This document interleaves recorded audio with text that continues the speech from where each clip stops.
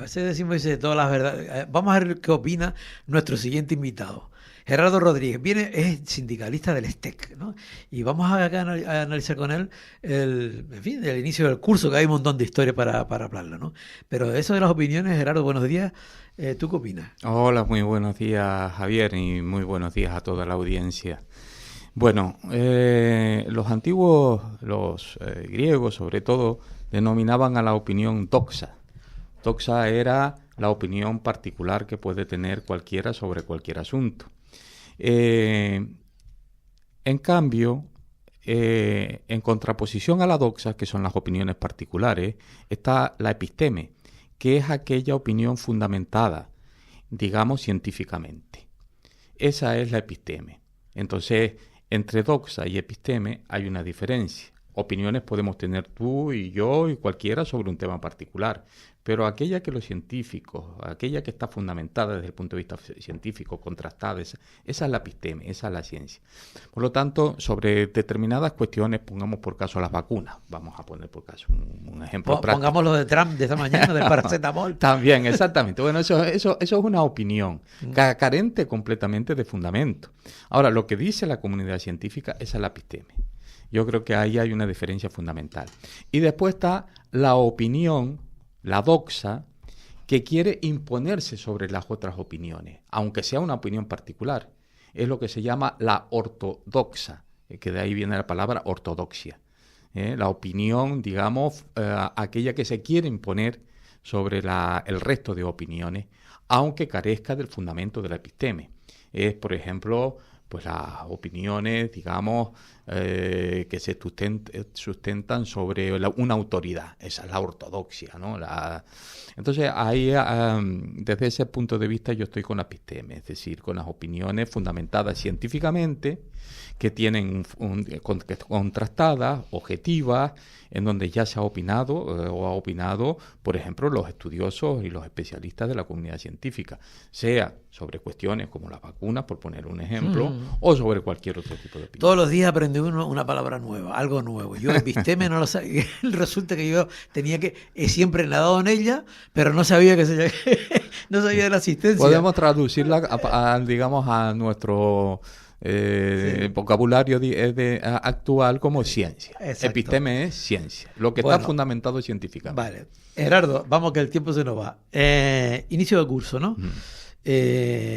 Ha habido, todos los inicios de curso tienen sus cosas, ¿no? Este ha tenido la suya. Sí, efectivamente. Bueno, ha habido varias vicisitudes, vamos a decirlo así, en este inicio de curso, ¿no? ¿Qué destacaría? ¿Qué pasó con el hierro? Estuviste por allá, ¿no? Efectivamente, sí. Bueno, pues ahí, por ejemplo, es una de las cuestiones relevantes de este inicio de curso. En las islas no capitalinas, fundamentalmente en El Hierro, La Gomera y Fuerteventura, se han intentado hacer centros integrados de formación profesional. Es decir, la consejería ha trasladado a la opinión pública que se han creado centros integrados de formación profesional. Y no es cierto, no se han creado, no han surgido, sino que han cogido las dependencias de los institutos de enseñanza secundaria, como el Instituto de Enseñanza Secundaria Garoé, en El Hierro, y lo han dividido, y una de las partes la han catalogado como Centro Integrado de Formación Profesional, con una dirección diferente al instituto, con unos espacios diferentes al instituto, y todo esto sin haberlo abordado con el profesorado implicado, sin habérselo explicado al propio profesorado, sin haber recogido las sugerencias y la participación del profesorado y del resto de la comunidad educativa también, como los padres y los alumnos. Por lo tanto, lo que ha pasado es que se ha generado un conflicto dentro del propio centro, ¿no? Ayer aparecieron las imágenes, nosotros las difundimos por la mañana y por la tarde ya estaban las imágenes, por ejemplo, en la televisión, en las televisiones públicas canarias, en donde estaba todo tirado en el patio. ¿Por qué? Porque la consejería ha planificado mal los centros integrados de formación profesional, no ha contado con el profesorado, los ha impuesto y encima les ha dicho dónde tiene que colocarse, y ahí hay una disputa por los espacios entre el nuevo centro. Y había espacio porque el espacio primero, que era del instituto, digamos. Claro, los espacios del instituto, sobre todo las zonas comunes, han sido objeto ahí de disputa entre el propio instituto, que ahora es un centro diferente, y el Centro Integrado de Formación Profesional. Por ejemplo, el aula de biología y geología, pues prácticamente que no dejaban entrar a las personas que lo estaban utilizando hasta ahora, que eran los profesores del Instituto de Enseñanza Secundaria Caroé. Y después hubo también otras disputas, o digamos, sobre la sala de profesores o sobre zonas comunes como la biblioteca, etcétera, etcétera, ¿no? Al final tuvieron que ir los dos viceconsejeros a dar explicaciones que muy bien las tendrían que haber dado antes de que todo esto llegara hasta este punto. Es decir, desde que pensaron que había que poner centros integrados de formación profesional en esos edificios, habría que haberse reunido con el profesorado afectado, haberles explicado qué es lo que iban a hacer, haber recogido las sugerencias y haberlo planificado bien. Como no han hecho nada de esas tres cosas, ahora lo que sobre la marcha, ahora yo todo ha sido improvisado sobre la marcha e impuesto. Mira, un oyente pregunta si lo estimas oportuno al del STEC, o sea, a Gerardo, ¿no? ¿Por qué no impidieron que los profesores peninsulares, por qué no impidieron lo de los profesores peninsulares? Movilizaciones, etcétera, como en el año 77. Bueno, yo creo que está preguntando sobre el tema del concurso de estabilización por méritos que se llevó en educación aquí en Canarias, ¿no? Ese concurso de estabilización por méritos significaba que por los méritos tú podías llegar a ser funcionario de carrera sin pruebas de oposiciones. Era la primera vez que se hace. Es decir, alcanzar la condición de funcionario de carrera a través de un concurso de mérito, a fin de bajar la tasa de interinidad que estaba en el 30% al 8%. Bueno, ahí el problema está en lo siguiente. Nosotros nos opusimos de entrada a esa estabilización. ¿Nosotros te refieres al ESTEC? Al ESTEC. Se opuso de entrada. ¿Por qué? Porque no estabilizaba a las personas que estaban en abuso de temporalidad. No estabilizaba al trabajador, en este caso al docente, al profesor o la profesora, que llevaba más de 3 años de contratos temporales, sino que estabilizaba las plazas, las vacantes, y el profesorado tenía que entrar a través de sus méritos y de un concurso de méritos abierto a todo el Estado. Que cualquiera, desde cualquier punto del Estado, a través de una aplicación y sin tener que venir a Canarias, podía poner los méritos y alcanzar esa plaza que estaba, digamos, o detentaba algún profesor de aquí de Canarias desde hace a lo mejor 10, 15 o 20 años. Es decir, que el 50% de esas plazas que se ofertaron en el concurso de méritos, más del 50%, el 52% aproximadamente, fueron a personas que no formaban parte de nuestra comunidad, de nuestro territorio, sino de otros. Entonces, eso fue lo que pasó. No estabilizaron las personas, estabilizaron las plazas. Y yo le tengo que decir... Pero perdona, y eso que estás planteando, eso, en fin, es claro, ¿no?, que podía pasar. Así, por supuesto, y lo advertimos. De hecho, nosotros, mira, durante todo este tiempo que duró el concurso de méritos del año 2022 al 2024, a diciembre de 2024, no solamente convocamos al profesorado y se lo explicamos a través de asambleas, convocamos concentraciones en las dos provincias, se lo trasladamos a la administración en la mesa sectorial y hemos llevado pronunciamientos al Consejo Escolar de Canarias y nuestros servicios jurídicos incluso recurrieron al Tribunal Supremo, que desestimó nuestros recursos porque las leyes estaban, digamos, en el fondo, no entró en el fondo, sino en la forma, y dijo que en definitiva la normativa española tenía que adaptarse a la europea para que nosotros pudiéramos... ¿Y nos adaptamos nosotros solos o las demás comunidades también? Porque no, que no fue así. Efectivamente, tiene que adaptarse a la normativa europea, al tribunal, a las, digamos, sentencias del Tribunal Europeo de Justicia, todo el Estado, es decir, la normativa del Estado. Y lo que indica el Tribunal Europeo de Justicia es que hay que estabilizar o poner fijas a las personas que están en abuso de temporalidad. Estamos, por lo tanto, intentando que esa normativa europea sea vinculante y esté adaptada aquí a nuestra normativa. Entonces, lo que se hizo con el concurso de mérito para los canarios fue tremendo. Primero, se sacó la mayor cantidad de plazas de cualquier comunidad autónoma a ese concurso. Es decir, Canarias fue la que más ofertó, cerca de 4.000 plazas. Segundo lugar, en el baremo para alcanzar esas plazas, en el baremo de los méritos, había un apartado que decía que se premiaba con 2 puntos y medio a todas aquellas personas que, habiéndose presentado a las oposiciones a partir del año 2012, no hubieran obtenido la plaza y siempre que hubieran aprobado las oposiciones. Es decir, se les daba 2 puntos y medio a los aprobados sin plaza a partir del año 2012. ¿Qué es lo que ocurría, Javier? Que aquí, en Canarias, no hubo oposiciones desde el año 2012 en muchas especialidades. Es decir, que por mucho que tú quisieras, no podías llevar nada en ese apartado porque no se habían convocado oposiciones. No se habían convocado oposiciones en muchas especialidades de FP. No se habían convocado oposiciones en algunas especialidades del cuerpo de maestros. No se habían convocado oposiciones en cuerpos enteros como los conservatorios de música, que llevan 20 años o 25 años sin oposiciones. Por lo tanto, ese apartado del baremo, los canarios iban en blanco, mientras que en otras comunidades que sí que hubo oposiciones y por tanto la posibilidad de presentarse y no obtener la plaza, venían con ese apartado cumplimentado, con todos los puntos. Entonces, todo esto nos llevaba nosotros a denunciar sistemáticamente que el concurso de estabilización iba a ser un fracaso en Canarias. Y se lo dijimos a los 2 presidentes del gobierno en reuniones que mantuvimos con ellos durante este tiempo, tanto Ángel Víctor Torres como Fernando Clavijo. Se lo comenta que nos reunimos con ellos y se lo comentamos. En educación va a ser un fracaso total. Y de hecho, ahí están los resultados. El 52% fue para personas de otras comunidades que ahora llegan aquí, y como llegan aquí, esas plazas las obtienen y eso tiene después su impacto en el profesorado que está en las listas de interinidad, que algunos de ellos siempre han estado trabajando y ahora se encuentran con que no van a trabajar o que han quedado muy desplazados entonces.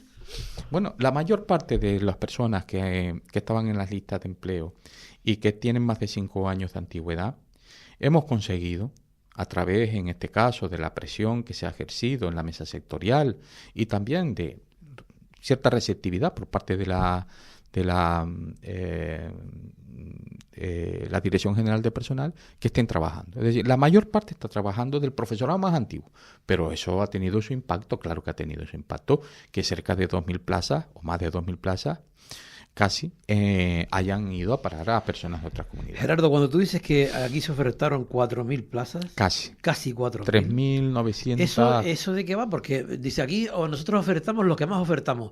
Y los demás, ¿eso qué pasa? Parece que estamos en un mercado. Cada uno... ¿Cómo es eso? Sí. ¿Por qué nosotros ponemos tantos y los demás no ponen? Bien, una plaza creada es una plaza que lleva más de 3 años en un centro educativo que está funcionando y que por lo tanto, eso se llama la plantilla de funcionamiento. Normalmente hay menos plazas creadas estructuralmente que personas trabajando, porque normalmente la plantilla de funcionamiento tiene que ver con la matrícula de alumnos que haya, entonces pues puede que haya, por ejemplo, en un centro, ¿qué te digo yo?, 3 plazas de filosofía y sin embargo haya 5 docentes, vamos a poner por caso. O sea, las plazas que están creadas son aquellas que ocupan funcionarios, ¿no? Bueno, las que salieron a este concurso de mérito son aquellas plazas creadas antes del 2016, es decir, plazas estructurales, que llevaban más de 3 años y que se sabía que esa plaza iba a continuar ahí y que no tenían, digamos, una persona titular dentro de esa plaza. Bueno, pues eso es lo que decía la convocatoria para todo el Estado. ¿Qué es lo que ocurrió? Que Canarias hizo lo que decía la normativa, pero otras comunidades ocultaron esa plaza, parte de esa plaza. No la sacaron todas. Ahí hubo un fallo garrafal por parte del Ministerio. El Ministerio no han colado, pero vamos. Totalmente. El Ministerio no vigiló que todas las comunidades sacaran a concurso o pusieran en oferta todas las plazas que tenían creadas antes de 2016. No lo hizo. Y como no lo vigiló, las comunidades ocultaron parte de esas plazas o no las sacaron todas. Sí, y sin embargo, aquí en Canarias sí se hizo. Por eso Canarias fue, fíjate tú, ofertó más plazas que Andalucía, que tiene 10 millones de habitantes y tiene, digamos, una extensión similar a la de Cuba, es decir, a países, es decir, y sacó más Canarias, ¿no? Salimos a jugar sin portero. Exactamente. Cumplimos la normativa. Aquí se quiso cumplir la normativa mientras que los demás jugaban de farol, las otras comunidades. Pero, por ejemplo, estás contando eso, pero también contaste que los otros también venían inflados porque ellos tenían un montón de gente que había puntuado en aquella... Efectivamente, en el baremo viene dentro que viene dentro del decreto 276, que es el decreto donde en educación se plasma el concurso de mérito, el baremo, que tiene varios apartados, uno de ellos es oposiciones aprobadas sin plaza a partir del año 2012. Aprobado sin plaza se le puntúa 2,5 puntos por cada una de las veces que haya aprobado sin plaza. Como máximo eran dos veces, ¿no? Eran 5 puntos como máximo en ese apartado. En Canarias, muchos de los profesores fueron a ese apartado. En ese apartado no podían tener nada, porque no se habían convocado oposiciones. Era imposible. Entonces, es deber de la administración el convocar oferta pública de empleo, el convocar oposiciones, para que después puedan ir... Pero ¿y eso es legal? Porque como dirían los propios maestros, dirían, pero bueno, y es que yo aquí no tengo opción. Exactamente, no tiene opción. Ahí solamente, ahí va con 0 puntos. Eso es lo que ha pasado, por ejemplo, en el Conservatorio de Música. El Conservatorio de Música de aquí de Canarias, los dos conservatorios profesionales de música, el de Las Palmas y el de Tenerife, todas las personas que están en esos conservatorios prácticamente eran interinos. Tenían que concursar para obtener la plaza. Y en ese apartado iban en blanco. Iban en blanco porque no se habían convocado oposiciones en los conservatorios. Obviamente llevaban ya un hándicap, llevaban ya una carencia. Era muy difícil, y sin embargo otras personas concursaban a la misma plaza aquí en Canarias y en ese apartado la llevaban entera. Bueno, ahí el tiempo avanza. Mira, sí. Son tantos los temas. Mira, el comienzo del curso, el tema de la temperatura, el tema de la... ¿Cómo está eso? Bueno, hemos tenido un episodio de calor de altas temperaturas y lo que se ha demostrado es que el protocolo no funciona. El protocolo que se implementó sobre las altas temperaturas es un protocolo que no funciona. Aquí hay que decir que ese protocolo no pasó por la Mesa Sectorial de Educación. No se consultó a los sindicatos ni, digamos, los sindicatos participamos en la elaboración de ese protocolo. Si no hubiera salido de otra manera. El protocolo en líneas generales lo que hace es dejar que los centros carguen con la responsabilidad de suspender o no suspender las clases cuando se llega a una determinada temperatura. Los propios centros. Los propios centros. Es decir, que la consejería, en este caso, ha devuelto esa responsabilidad a los centros. Por eso, el otro día en Santa Cruz, por ejemplo, que estaban en alerta roja, tú veías que había centros que estaban con las clases suspendidas, online, estaban con las clases no suspendidas, estaban online, en clases a distancia, el centro cerrado, y sin embargo, 10 metros más allá, o en la misma acera, porque hay institutos que están en la misma acera, estaba otro instituto... Pero eso es como si nos convocan a una situación de alerta y cada uno elige si va a alerta o no va a alerta. Exactamente. ¿No? Aquí hay que, sobre todo, por encima de todo, hay que salvaguardar la salud y la seguridad de la comunidad educativa. Eso es lo fundamental. Entonces, cuando un protocolo tú ves que, desde mi punto de vista, fue caótico lo que ocurrió, es decir, en una misma zona hay centros que estén abiertos y otros que no, es que el protocolo no funciona. Y no funciona. ¿Y por qué no funciona? Pues no funciona porque se deja esa responsabilidad a los centros educativos que tienen que hacer diferentes gestiones, que están sobrecargados de burocracia y que muchas veces pues tienen diferentes conflictos incluso dentro de los propios centros. Eso tiene que estar centralizado en la administración educativa. Claro. Cuando hay una alerta roja, las clases se suspenden porque hay que salvaguardar la salud de la comunidad educativa, de los docentes, de los alumnos, del personal de administración y servicios, etcétera. Porque si no ocurren desmayos como lo que hubo el otro día, cefaleas, enfermedades respiratorias, enfermedades cardíacas que se agravan, o simplemente que no se puede dar la clase porque es tal el calor que hay dentro, porque muchas veces hay más calor dentro de los propios centros educativos que fuera. La temperatura ambiente que hay fuera es más llevadera que la que hay dentro, porque dentro está el centro construido con materiales que hacen efecto invernadero. Y la propia presencia, ¿no? Y la propia presencia física de las personas dentro de un aula. Tú imagínate 30 alumnos dentro de un aula que los propios cuerpos, digamos, exudan y transmiten calor. Entonces, no es real la temperatura que hay dentro con la temperatura que hay fuera. No es la misma, ¿no?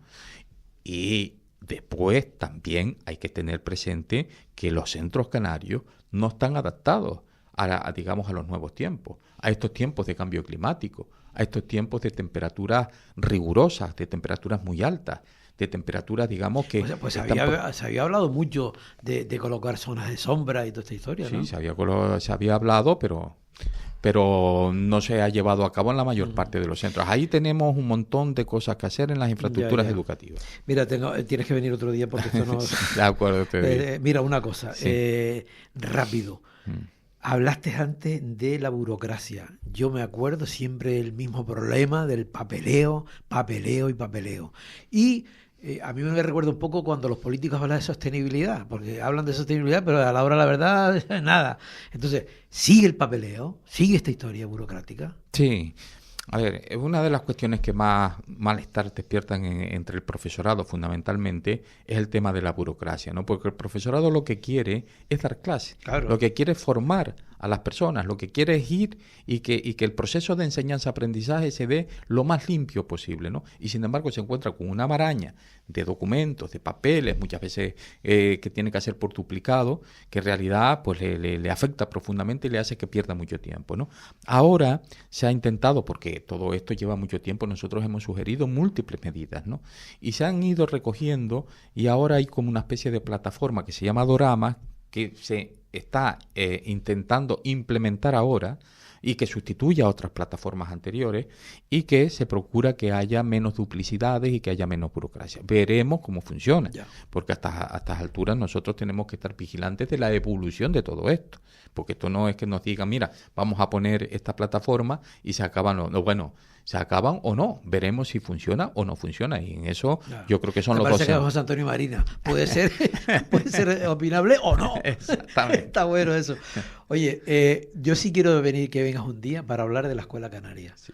Es importante saber dónde estamos, en fin, toda esta historia yo creo que es vital. Bueno, gracias Gerardo. Gracias a ti. Y nada, seguimos en contacto, otro día estás por aquí. Encantado, cuando quieras. Bueno, pues nada, nosotros nos separamos en una semana justamente, volvemos dentro de una semana.